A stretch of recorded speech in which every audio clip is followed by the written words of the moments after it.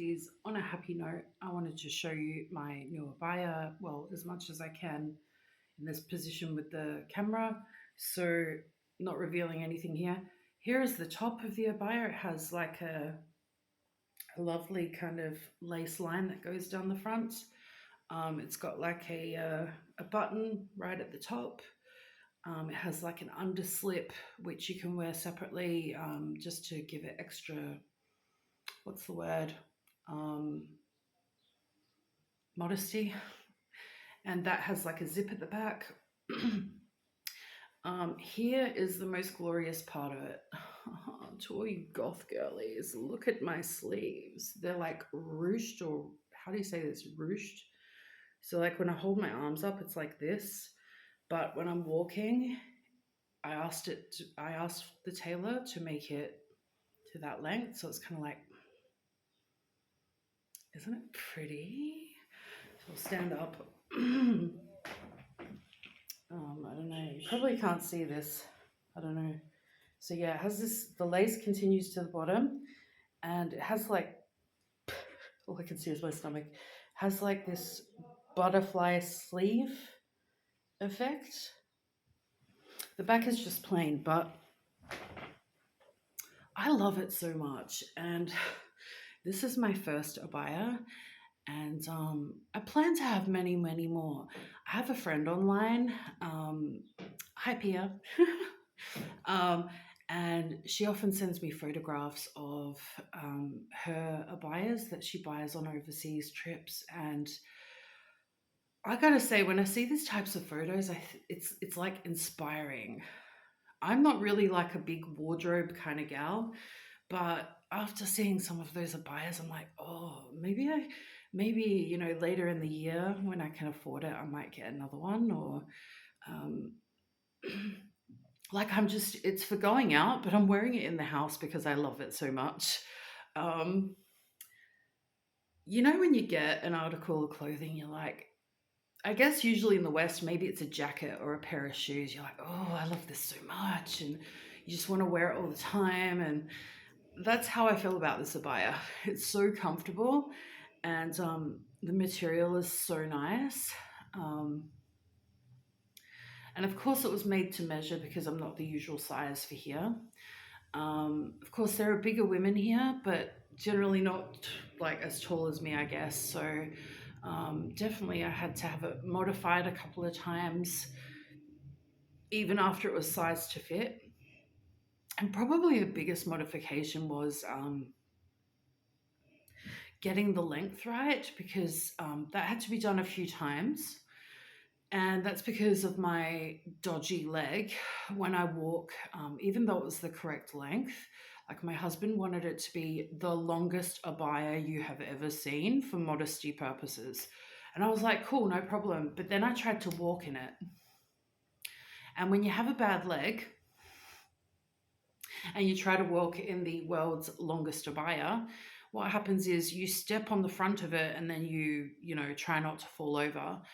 And this was with my boot and shoe on. So yeah, we had to like go back again and again and again. But the tailor was like super professional and super helpful, and it turned out really, really good. I'm so happy with it.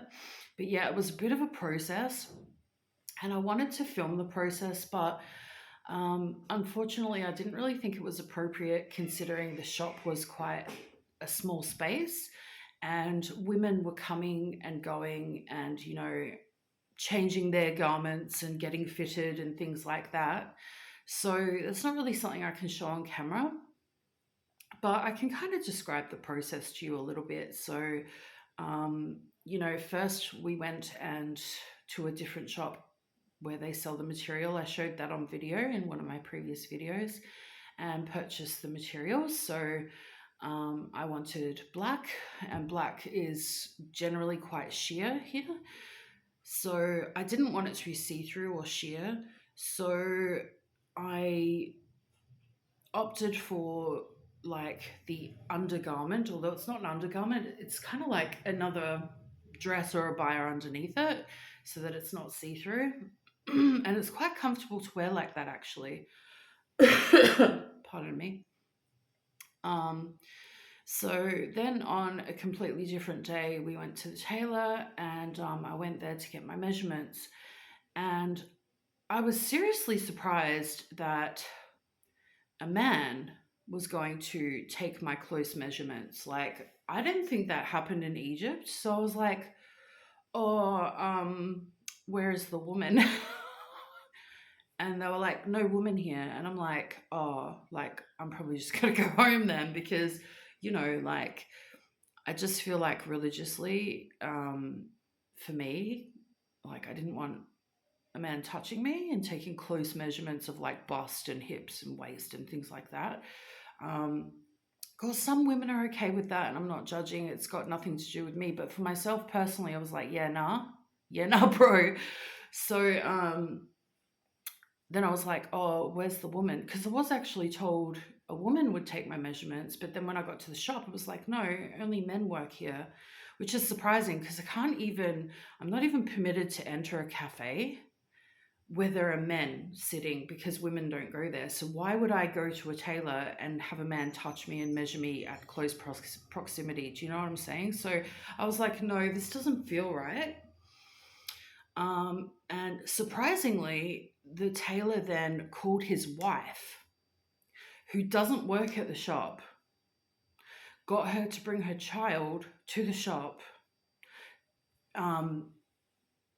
to meet with me so that his wife could take my measurements. And I was like, has she done this before? He was like, no, I'll guide her how to take the measurements. And I was like, what? Like, this is crazy.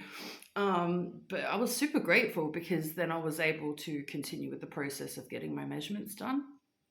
I guess other women just go in and allow that to happen, but and that might be normal for women here, but just the way things are here, like, I get told I can't do so many things because of men. So I was like, then why would I allow a man to touch me? So it was a bit weird for me. It felt a bit weird. So after his lovely wife took my measurements, and they gave us tea and we had a bit of a smoke. And then, we returned a few times to kind of get it right, like I said. And then eventually at the end of the process of trying it on a few times and coming back again and again, I insisted that the hemline be raised higher because, I have a disabled leg.